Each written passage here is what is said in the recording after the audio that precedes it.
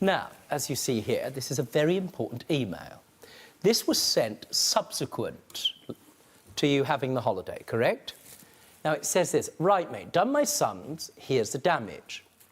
There are the flights, the hotel room, spends. Now, flights and hotel rooms, got no problem.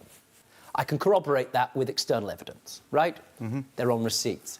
The £600 spends is cash. Yeah. How do I know for sure you handed that over to him when you were drunk for the better part of every day you were on these holidays? Well, for literal proof, it was a withdrawal made in a bank in America. So if we need to go back and actually check out that withdrawal from the bank, there will be a statement there. I suspect the reason it's £600 was because at the relevant time that would have roughly been around $1,000. Yes. Correct? Yes. Now, it says £282 for the Hoover Dam. What happened at the Hoover Dam? That was, we were on a helicopter flight over the Grand Canyon, landed in the Grand Canyon, had a champagne breakfast, which was very nice. But again, it was something that obviously cost a lot of money. But as you pointed out earlier, we're very interested in culture and one of the wonders of the world, etc. Resort fee is £35, transfers £80. The total is 1927, plus Alcudia is 417. Correct? That's correct. Now it says, we're talking 2344, and don't forget, I'll be paying 12% interest on this till it's paid off. That's like another £280. Now, he understood, certainly, he was borrowing the money from your credit card. Yeah.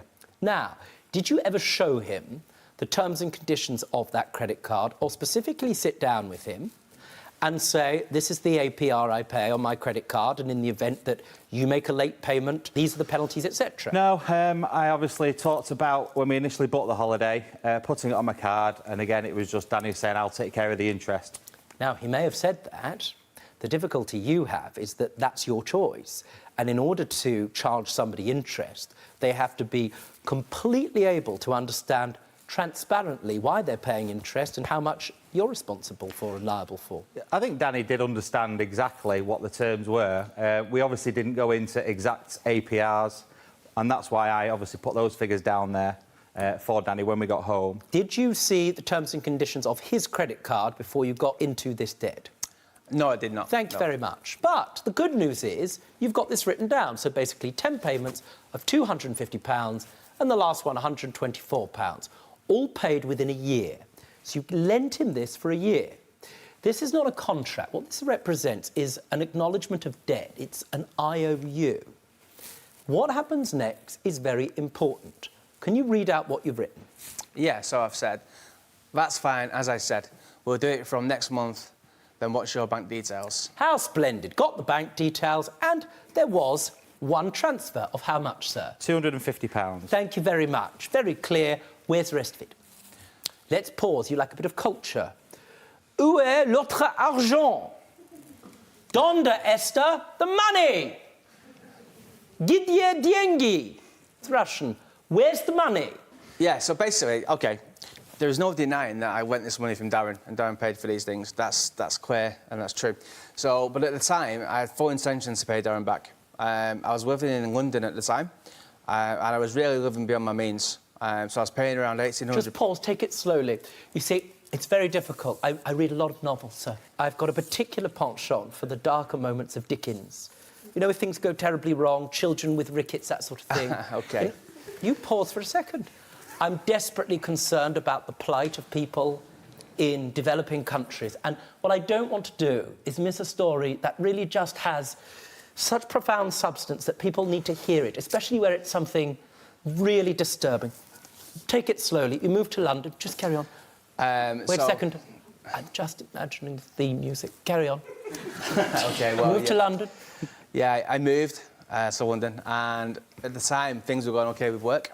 I was in a sales job. Yes. So I was earning some decent money, but I was living beyond my means. I spent a lot of money on my rent, a couple of thousand a month. Stop. I'm not trying to really justify Then what happened? it, but... Then what happened? You just took the good bit. Well, anyway, I was living beyond my means, and I didn't pay Darren back. However, I did come up with an offer for Darren. Yes, which is part of your reply. So, he's living on beyond his means. It's been going on for years and years. I managed to put down my small violin. There you are. I could hear it playing, thank you. Did you make a funny joke? Just pause for a second. Oh, how hilarious. I haven't paid my best man something I owe him. This is the problem. That's what, whenever I ask about the money, that's what I get. Here's the thing, sir.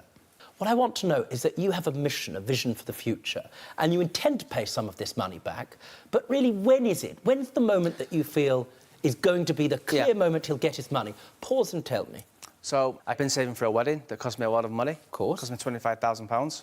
I had no help with that. That was all my own cash. And obviously my honeymoon and other things as well, just as life carries on.